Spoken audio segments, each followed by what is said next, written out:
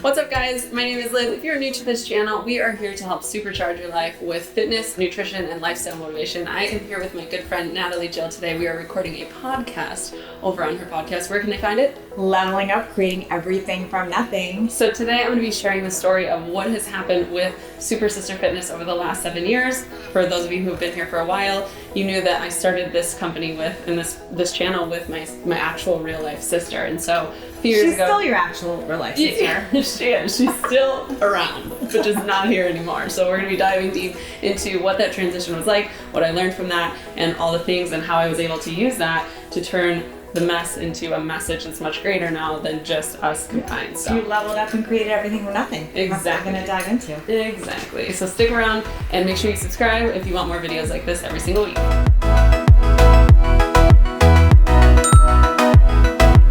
I am so excited to talk with you today, Liz, because when I met you, you were... Super Sister Fitness was thriving. I remember meeting you at a conference. It was thriving. You and your sister had built this fitness empire, really.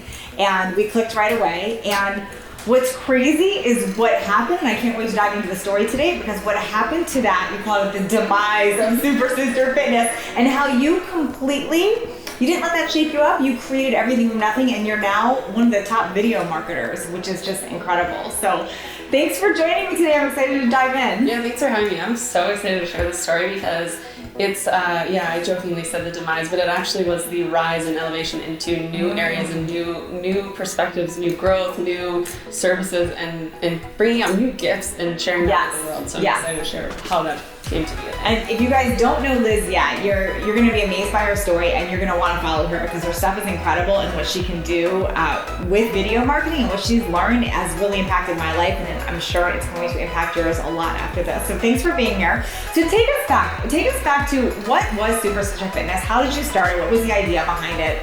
Take us back to those times. Okay, so long ago, 7 years ago to be exact, my sister and I moved from Michigan. Well, it was a little bit more than 7 years ago. We moved from Michigan to California, and in that transition, I made a very firm decision that I was going to get healthy and change my life and learn how to be fit for the first time ever. Because growing up in Michigan, I didn't eat healthy, I didn't work out, I didn't have good, healthy role models in my life in the Midwest. And so in moving out and making that decision, I started running, I started eating better. I went to, eventually my sister actually, she followed in my footsteps, and she found a program at UCLA called the Fitness Leadership Program. So we both decided to pursue fitness as a career.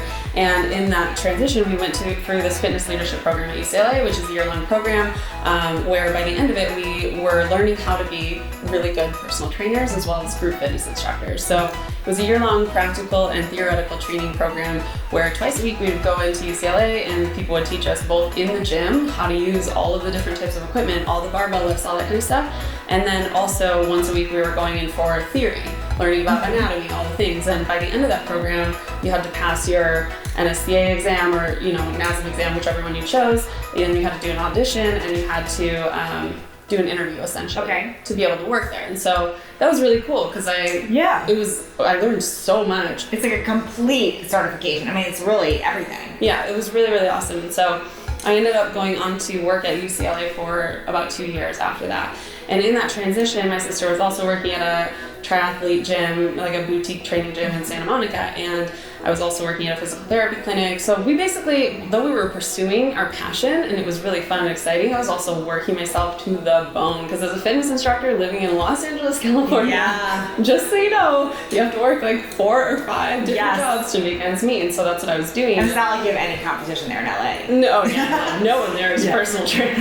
You're the only one. It's you could get to be a big fish in a small pond. But you guys got known pretty quickly on Instagram. At the time, Instagram was just developing, and I noticed you guys right away. You had a significant following there. You were super well branded. How did you learn that? So in that transition, my sister and I, we noticed that a lot of the people in our classes were asking, what was the workout that we did last week? I couldn't remember, but I wanted to practice it.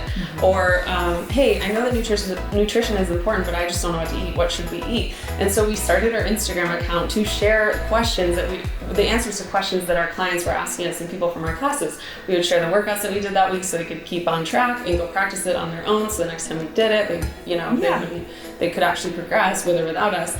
And then we started sharing recipes. My sister is such a wizard in the kitchen of taking foods that people crave normally, foods that are not necessarily healthy, and making healthy alternative versions of them. So we started a blog and we started Instagram, and we were just sharing that with people, mostly for our clients and people in our classes. And then all of a sudden we would be getting messages from women in Brazil and women in, parts of Europe and Australia and all over the world, even from the Middle East, like, hey, I really liked that workout. Can you do one for abs, or can you make a recipe for pancakes that have protein in it? We just started getting all of these requests from women all over the place, and she and I decided to do our first group challenge. We were like, wow, we're getting all these requests for workouts. Why don't we just group everyone together? Because it started getting overwhelming having all these questions coming in from all over the world, for all different times of day. So we're like, let's just do a group challenge where we can answer these same questions in one time with one group of people, and we could just focus on that. And we were hoping to get 10 people signed up for that, and we ended up getting over 350 women enrolled in that. And we did no paid advertising, no nothing. It was just all organic,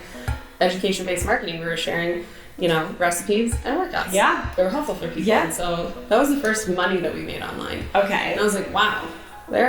We should have charged more. Yeah, and then you start saying, okay, well, online maybe makes more money than in person, so you start thriving with that. Yeah, and that's actually where the juncture came between, that's how we got to meet you, is so we were following Chalene Johnson at the time and had done a couple of her programs, and Chalene was actually the one that originally inspired me to get into being a fitness instructor. She was the first fitness instructor that I had ever seen make fitness fun. And, before that, no offense, Jillian Michaels, I love her too, but she just had a very militant approach, and it just never resonated with me long term. But Chalene is just like, you've seen Chalene on camera. She's bubbly, she's fun, she's energetic, she makes you feel good, she weaves in personal development into the workouts. Like, everything about it just resonated so deeply with me and my sister as well. And so we're still, to this day, big fans of Chalene. Follow everything that woman does. I will literally forever. I love her. She's like one of my favorite people on planet Earth. And so we came to one of her marketing events, and that's where she introduced us to you. She's like, oh, do you know Natalie? Because she had found our Instagram too. And imagine the power of that. This is the world that we live in now with social media. Yeah. My career idol found our Instagram account and then is texting us. Like, that day for me and my sister, we literally almost fainted. We just were like eating our protein snacks at night in our small little apartment in LA. Like, I could not believe Chalene was talking to us. Like, this is insane, because Chalene has, millions of followers, and just like the fact that she was messaging. She noticed your Instagram. It was thriving. It was very branded. So to come back to your question, we had seen other Instagram accounts that we liked, and we noticed that there was a pattern. There were certain color themes that they followed and things like that. And so we decided that we both really like, my sister loves everything turquoise, I love everything pink. And so that became our brand. We picked a couple different fonts, and we were very consistent with it. You were one of the first people I saw like truly curating your content on Instagram. My content was never curated on Instagram. It's still not. So mine matches my personality, just kind of like throw a lot of stuff out there, and it sort of makes sense, but it's not as curated. Yours is like picture perfect, like the turquoise and the pink. It was amazing. I mean, you really set a new standard for people around that. That's really cool. Yeah, and it's cool too, because Chalene, I think when she launched her Instagram program, she used our account as an example of how to make a branded account. Now, today, we don't really focus as much on Instagram. At least I don't. She started another account, so we'll get into that in a minute. But I personally have found that social media is not the way that I prefer to do business. I like to do now more SEO-based search engine content that is evergreen and lives out there forever, 24/7, 365, versus social media, it's a time-bound thing. Totally. So you have the timeline where it's like you're competing with all the other people posting to the timeline. Instagram and Facebook are designed to be social.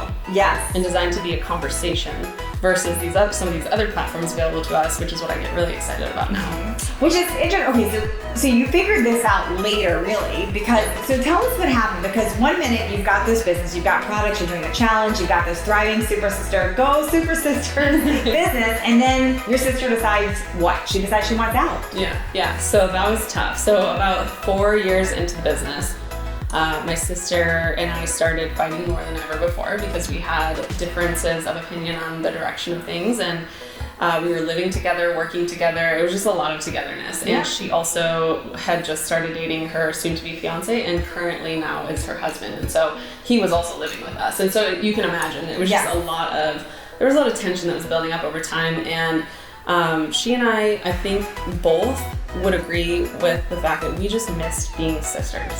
So you guys had different opinions about how you wanted to build this, and now you're no longer being friends and sisters, you're being business people with different directions. Yeah, and even with like all of our launches, our paid ad strategies, like everything that we were doing, we no longer felt like the time we were spending together, we weren't sisters, we were business partners. Oh, I get that. And it was very, it wasn't fulfilling in our relationship dynamic, and both of us were really unhappy with it. And over time, I think just in general, living together, working together, all that, and just missing being sisters, things kind of like, we realized we just need some time apart. And so we took some time apart, and was that scary? Because I mean, you're now making your money from this. Oh yeah, it's totally scary. Yeah. So what was going on through your mind with that? Because you want your sister back, but what do you do? Yeah, it was honestly one of the hardest things I've ever been through, because I was afraid also of losing my sister. She was exploring this new relationship. When we took some time apart, she actually ended up getting married, and so that was, I mean, of course, I'm so happy for her. She found like one of the most amazing guys on the planet. I love my brother-in-law. Like, everything is so perfect about that. And also, the small part of me was really afraid, like, are you taking my sister from me? Wow. Which there is some element of that. Like, even still, we don't hang out as much as we did before, and now they've started their own business, and so he took her. I know. I'm like, what the heck? Do what I do now. Yeah. So, of course, and I think that's one of the most important parts of any transition in a relationship is recognizing that, that might be true, but it doesn't mean that other things aren't also true. Yeah. So while I had that fear, it was like, and also I can have joy and be happy for my sister and the fact that this is her life. Yeah. So this is interesting because you're going through at the time, this is a big, deep personal struggle that you probably weren't really vocal about because you were keeping Super Sisters alive at the time. So how did you separate that? Because I would imagine that would be really hard. Like, you're dealing with this emotional stuff, and you're now, from what I remember, like, she's kind of checked out of it. She's ready to like go focus on new things, and you're still managing this business, but it must have started to feel somewhat inauthentic because it's just you now. Yep. Yeah. And there was of course, from a business perspective, one of the things that made us stand out and made us different than all the other influencers out there was the fact that we were sisters. And so then I was like, well, what do I do with that? You're now Super Sister. Yeah. And so I had to figure out, okay, do I rebrand? Do I even keep going forward with this business, or should I go get a job? Like, what do I do at this point? And I think just over time, luckily, thank you, YouTube. Thank you, automated video marketing, because that was the thing that saved me. I basically took the year off. Okay. And I was able to do that because of selling digital programs, having video marketing automation set up, and because of YouTube, because of search engine. So take us through that process. So, because I know somebody listening can relate to this, like, they're in their own personal turmoil of like something's going on, something's shifting in their business or with their life, and they don't know what to do. Like, how did you, so you know something's going on, you know that you have to make a change, you're still carrying it together. Like, how did you decide, like, I need to take a year off, I need to do these things? Like, what was the process there? I don't think it was a logical process. Okay. I pretty much just, I knew the emotions were very overwhelming, and I didn't feel like working. I didn't feel like there was a month or two where I didn't even want to get out of bed. Wow. Like, I was very, very, very sad. And also my sister and I didn't talk for like 6-7 months. So there was turmoil around this. Oh, big time. Yeah. Big time. And because when she left, we didn't have an exit agreement. We never talked about splitting up. So it was like, and I felt in my victim story, I was like, well, you're kind of screwing me over here. Yes. What am I supposed to do? Like, I'm glad you're married and everything, but what about me?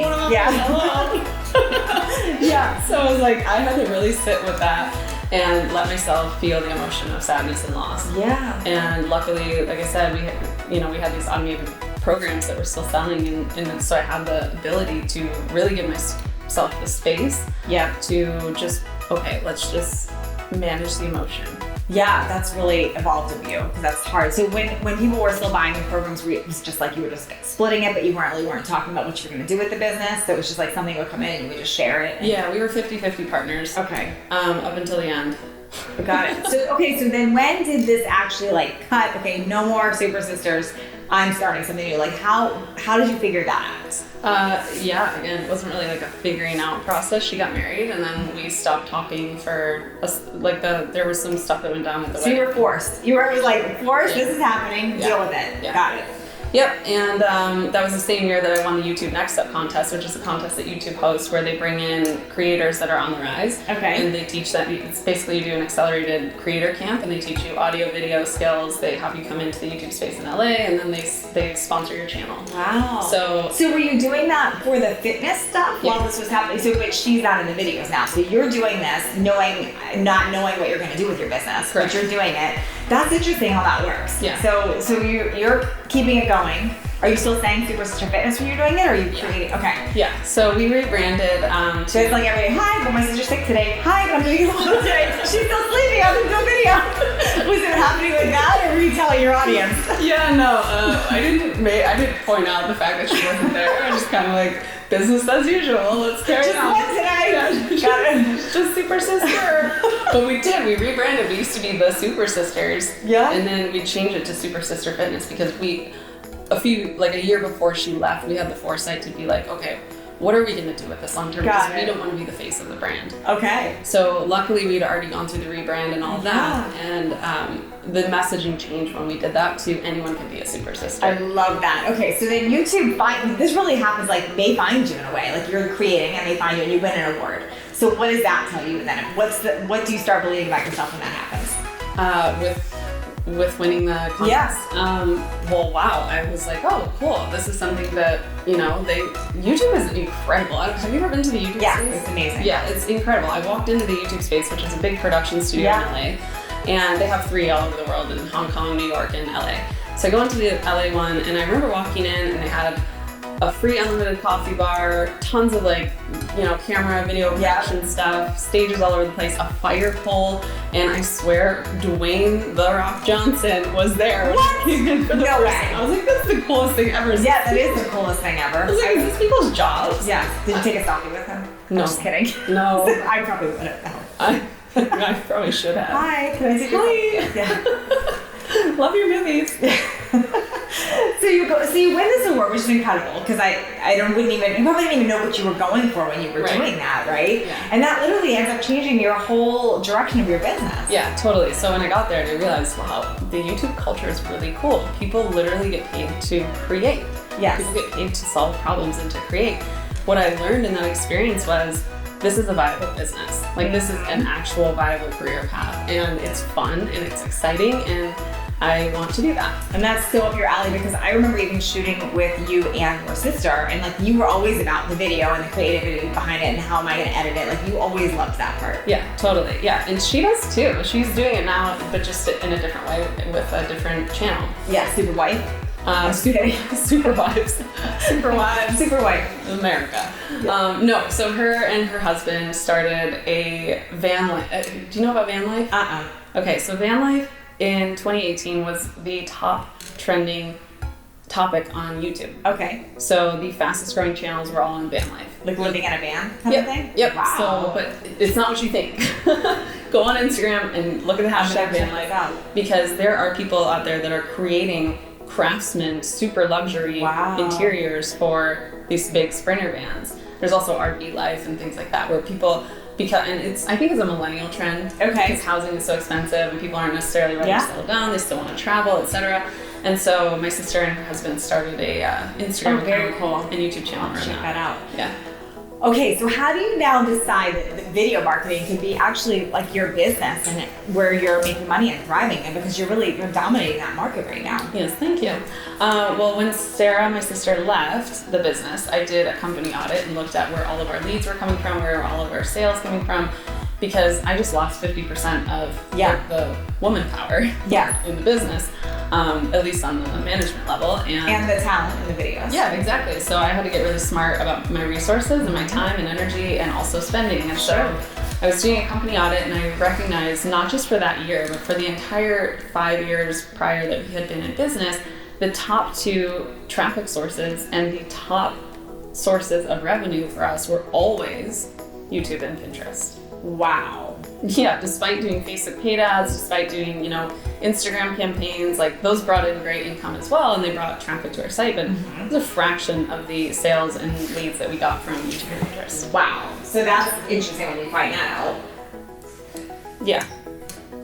So how do you then make it so you're So what do you do with that information? Do you figure this out? You're like, do you decide I'm gonna go get clients and help them with this? Do you just use it for your own stuff first, or what? Tell me how that happens. Yeah, so in that transition, I realized I basically stopped doing everything else other than those two things. And then luckily, I had the income still coming in from YouTube revenue, from our digital product sales, all that kind of stuff, where I didn't really have to jump into anything necessarily. I didn't have to go get a job, I didn't have to do that because I still had income coming in.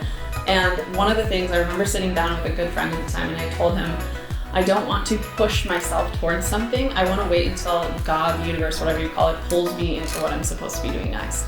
And so because I had the space to sit there and just let, I didn't have to worry about the income stuff, I was able to really wait and see what the universe had laid out for me next. And what I noticed in that year that I was kind of just traveling and exploring and managing my own life and rewriting my life, really, because I thought I was going to do this with my sister forever.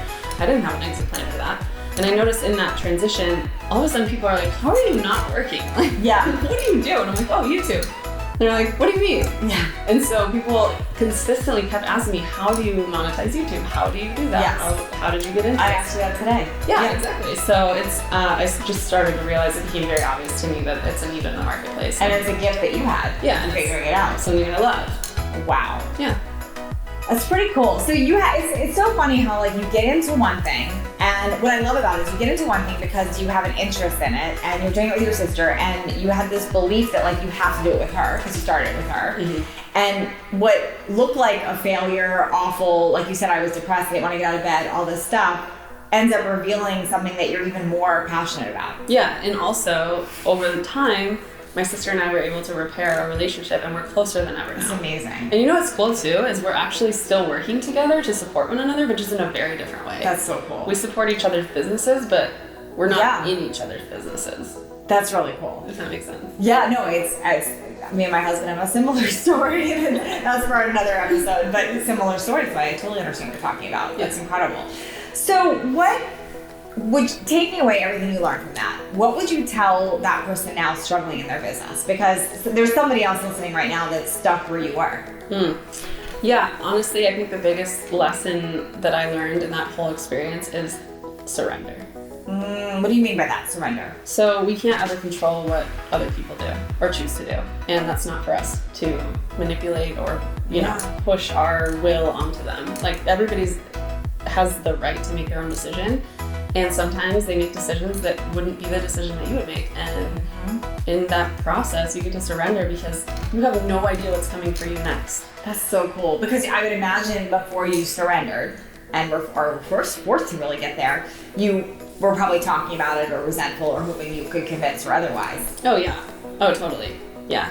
I remember there was in the personal development program that you and I have both been through, there was a process where we told the same story from two different lenses. One was the victim story of this happened to me and how dare she, and it was all her fault and blah, blah, blah. And then I retold that same story from I created this entire thing. What did I do to create this? Wow. And that was such a gift to be able to see it from the two different lenses because now I realize I have a choice always in everything. That's so powerful. Oh my gosh. I just got chills with you saying that. That's pretty cool. It's a good reminder. And it, honestly, that combined with surrender to what other people are going to do, and remembering that you have a choice whether you're going to look at, this happened to me or this happened for me, and even more so, this happened through me. I created this. How am I the source of this entire situation? Yeah, and because if none of that had actually happened, you wouldn't have ever gotten to the point of what you're doing now, which is your true passion. Right, and it's way more fun, and it's just, we're way better off as sisters now. That's so cool. Yeah. That's so cool. Wow.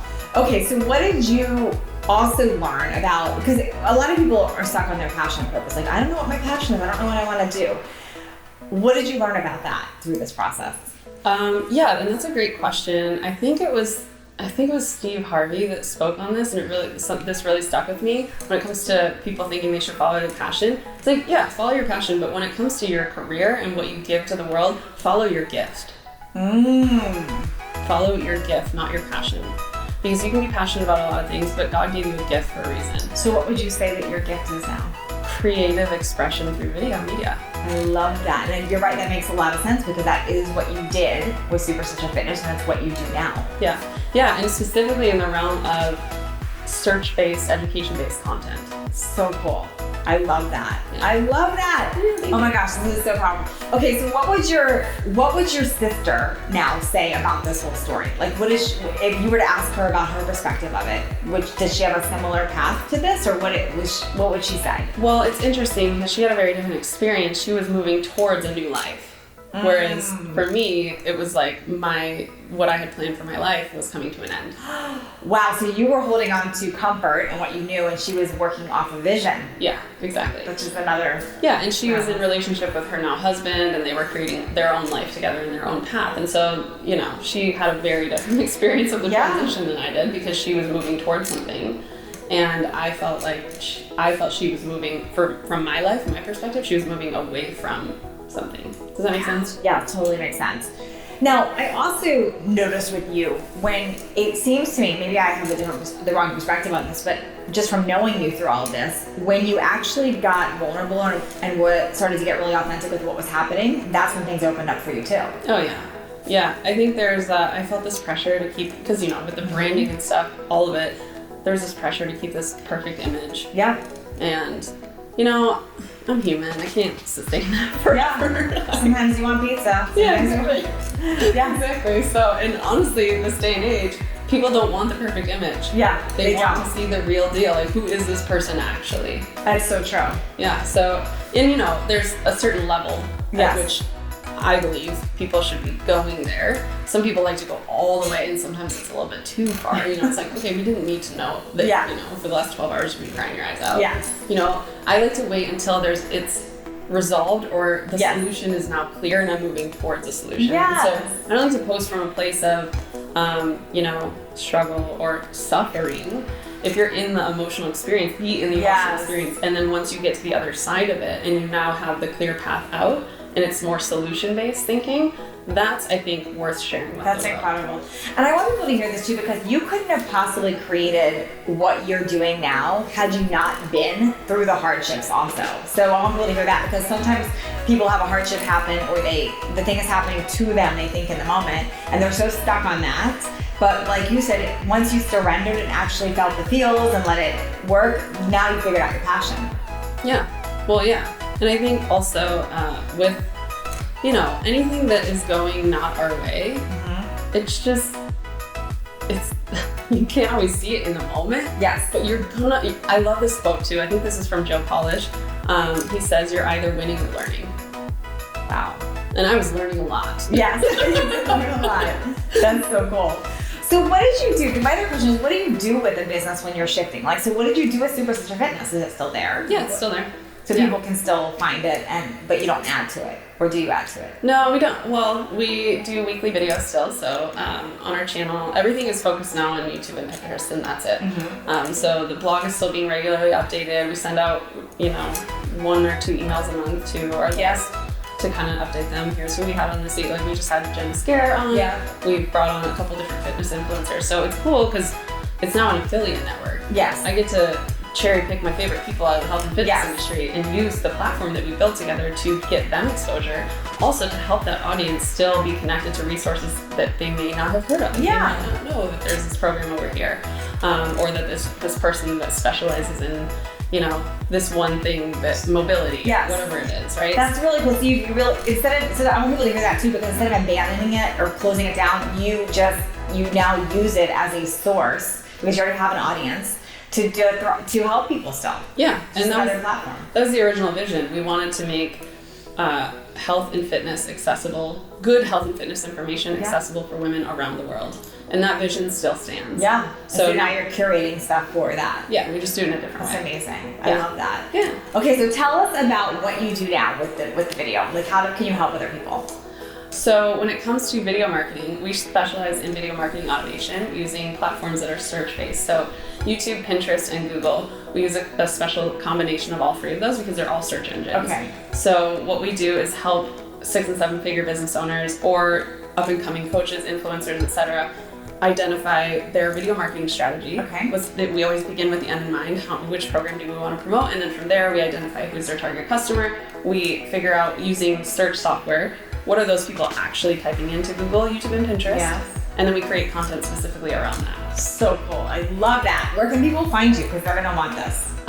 People can find me at lizdoesvideo.com and on social media at lizdoesvideo. I love it. lizdoesmedia.com. Liz does video? Liz does video. I love it. I love that. Okay, so here's a question I ask everybody, and I'm curious your perspective on this now. If somebody's listening to this right now and they're at their own personal rock bottom, maybe it's similar to what happened to you, like their business is changing, or maybe it's something different. It's a relationship ending or financial hardship, whatever their own personal rock bottom is, and they want to start shifting and leveling up. What are 3 things you would tell them that they could start doing now, knowing what you know, to start changing things for them?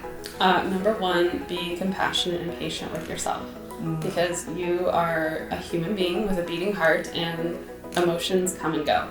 Yeah. And especially if you're at a rock bottom moment, don't suppress the emotions, because the longer you suppress or resist them, the longer they will continue forward. Yes, you don't have to be tough. Exactly. Let it out. So number 1, be compassionate and patient with yourself and treat yourself with kindness. The second thing I would say is start focusing on your vision. What is it you want to create? Because you are, by your birthright, a creator. So coming from that space of creator consciousness, what do you want to create in the world? What impact do you want to make? And it doesn't have to be a huge, I'm going to start a multi-million-dollar business, although that's not a bad thing to do. It could literally be as small as, today when I go to the grocery store, I'm going to make one person smile. Even if it's myself. If it's myself, yeah. Your vision can be just to sprinkle joy everywhere you go today. Yeah. Or it could be something really, really big. So you get to decide where that is and know that all of those things are significant. As a creator, bringing in light and love into the world, I think, is one of the most powerful things you can do. And then the last thing I would say would be just be patient and consistent.